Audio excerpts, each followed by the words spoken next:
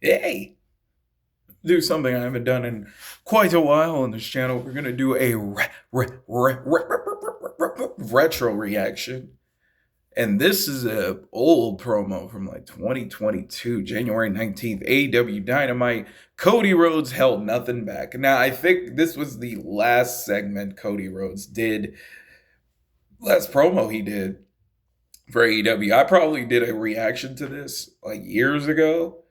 And I think if my memory serves me correctly, that was at the time where I couldn't stand Cody Rhodes on AEW. I was just like, I think I made a joke where I just, like I slept on it or something like that. And I remember somebody in the comments was not happy about that. They was mad. Like, man, you not listen to what he has? Like, dude, chill out. If that is the video, I'm sure it's on the channel still. I think it should be. But anyways, we're gonna look back on this promo with our modern eyes, because as you know now, I absolutely adore Cody Rhodes. So let's see. Let's see what the promo was like. Let's see, y'all. Let's check it out on this fine Sunday. Even though I'm filming this on Saturday, but by the time y'all see this, it's gonna be Sunday. So let's see. I'm reminded from that last match about a man who once sat on a stage just like that, looked in a ring just like this, and he gave one of the most important addresses in the history of our sport. It inspired thousands of would-be wrestlers. It mobilized literally millions of fans. It was the first hint of a revolution. I am talking about CM Punk and the Pipe Bomb. Dude, they're heckling the heck out of him. Someone told me to save this promo, but I honestly don't know if I'm gonna get the chance, so I'm gonna do it now. In that interview, that was the first whiff of a revolution. He laid out a roadmap. He listed things that for him, for somebody like me, were taboo at the time. Things like going to New Japan Pro Wrestling, working with Ring of Honor. And ultimately, he would talk about teaming with the Young Bucks. As destiny would have it, as fate would have it, he was unable to do those things, but he would join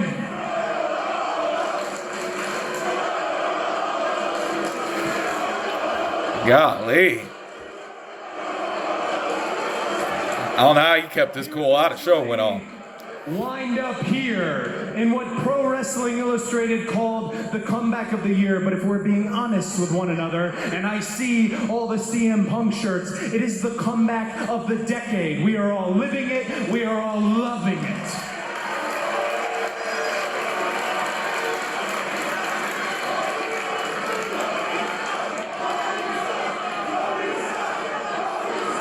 Cody sucks. Golly, people. In the void that CM Punk left behind, somebody did do each and every one of those things. Who?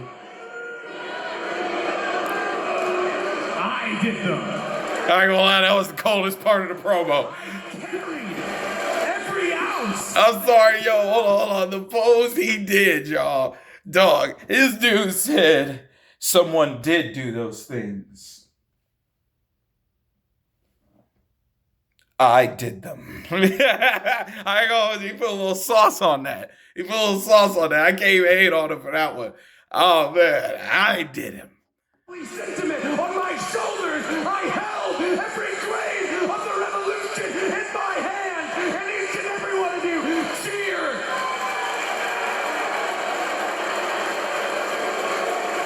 You want to ask why I won't turn heel?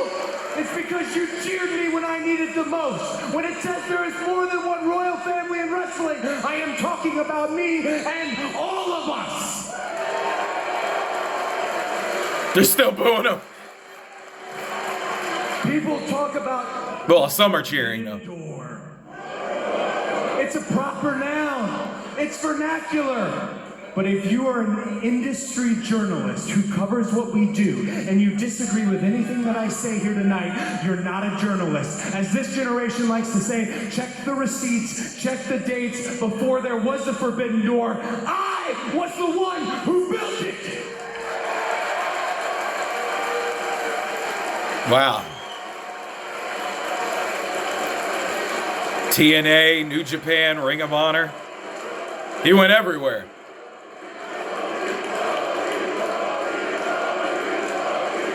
And I am gone. I'm gone for 2 weeks. 2 weeks. And I see that the Young Bucks last week in the opening segment almost started the Wednesday Night Wars all over again. And listen, I know Red Dragon graduated hip toss class with flying colors, but I don't need to see the Bucks beat the developmental more than once. Wow. And then my friend, I don't remember that one. Lonnie-like friend in Ricky Starks, my real life friend, gets into a tiff with Jay Lethal. Word to the wise, the lethal injection is the one cutter in the business that people don't kick out of. Avoid, avoid, avoid. And then one of the most talented wrestlers on the planet that you're gonna see later, Malachi Black. A guy who hung 2 losses on my name, and everybody knows I hate to lose. A man who needed no help, added insult to injury by getting help in the form of just this size and speed and strength. And I know we're not in the business of renaming people like Gunnar McGillibuddy or whatever the hell it is. Oh my gosh. But not just speed and strength, balls. Balls! AEW, and you call yourself Brody? You've got balls. And I'll let you find out in 8 years what a mistake that was when that kid shows up. But speaking of... Wait, was he talking about -1? Darby of Miro. I forgot about that. Champion Sammy Guevara. Dang, bro.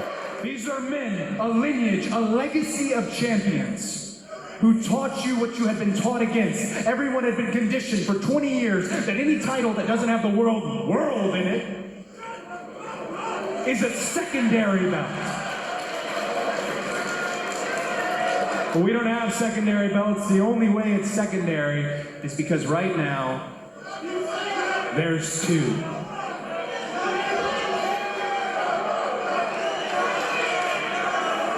I think it's pretty clear what we do.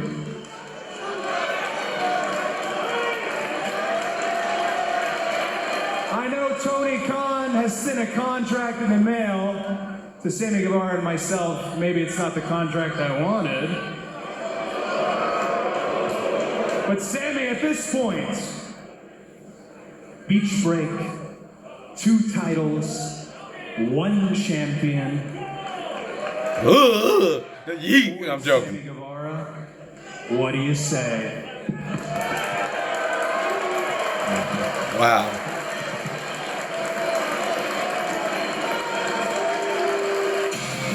What? Looking back with modern eyes, perhaps I treated you too harshly. Then again, I don't remember my original reaction to that. But dang, what a promo. I ain't gonna hold you. Brody. Yeah, I wonder if, was he referring to? No, wait, who was he referring to? Was it Brody Lee? Or not Brody Lee, -1? All right, let me look at these comments here. Would just like to thank AEW for giving us one of the best WrestleManias of all time. Man, couldn't have done it without you guys. You want to ask me why I won't turn heel because you cheered for me when I needed the most? Man, that's just the best justification one could give. I guess.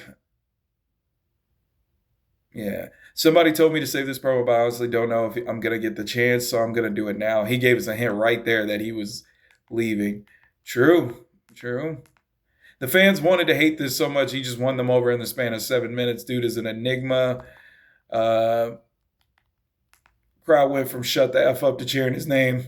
Wrestling fans in a nutshell. Yeah.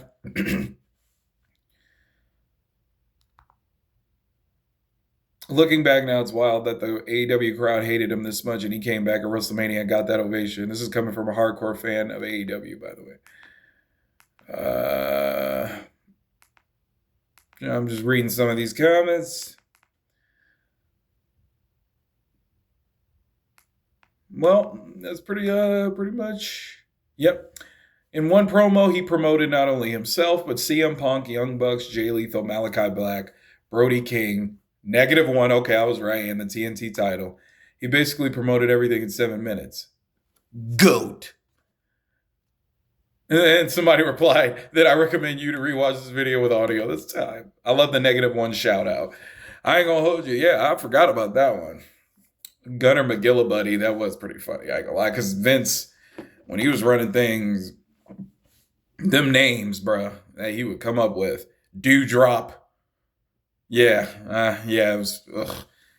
I don't care, and it's funny people now. People are upset at Triple H. I mean, granted, yeah, he's not perfect, but then again, nobody's perfect when they book wrestling anyway. Because that, shoot, y'all saw what I did with Action Zone. That was not easy. I'll tell you that much. But then again, I had to do everything by myself. I didn't have a crew, but man, Vince with them names, bro. Oh my gosh, Butch. Anyways. What did y'all think of Cody's last promo in AEW? Did you like it? Did you hate it? Will it go down as one of the best promos in AEW history? I don't know. Let me know how y'all feel in the comments down below. Please like and subscribe, and I'll see y'all next time.